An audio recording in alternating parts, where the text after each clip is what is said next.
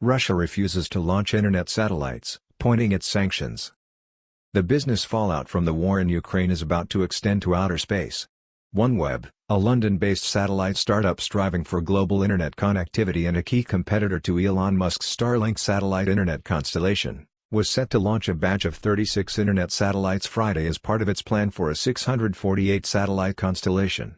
But those plans are now in jeopardy as Roscosmos, Russia's space agency, appears set to roadblock the effort. A Russian-built Soyuz rocket operated by France's Arianespace SA was meant to deliver the satellites into low Earth orbit, launching from Russia-owned Baikonur Cosmodrome in Kazakhstan. OneWeb and Russia inked a multi-year deal for satellite launches, with the company launching its satellites exclusively on Russia's Soyuz rocket. But Dmitry Rogozin, Director General of Roscosmos and a former deputy prime minister with a flair for inflammatory rhetoric, is refusing to go ahead with what should be a routine launch in response to UK sanctions on Russia following the invasion of Ukraine. The agency is requiring that the UK government sell all stakes in OneWeb and that the company guarantees the satellites will not be used for military purposes, according to an ultimatum spelled out on Twitter from Roscosmos' official account. Roscosmos stressed the demands are due to the UK's hostile stance towards Russia on Wednesday.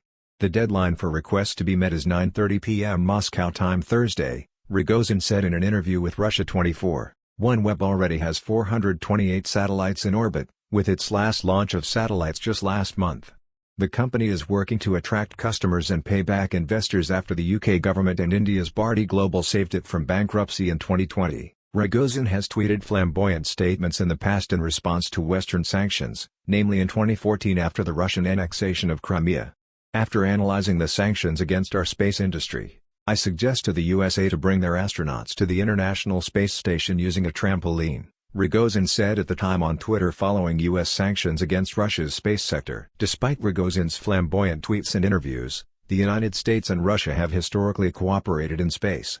While tensions on Earth have led to threats of premature exit, Rogozin has promised Russia will remain NASA's partner at the International Space Station at least until the station is eventually retired. British lawmakers showed no sign of bending to Roscosmos and submitting to demands. There's no negotiation on OneWeb, the UK government is not selling its share, tweeted Kwasi Kwarteng, UK Business and Energy Secretary on Wednesday.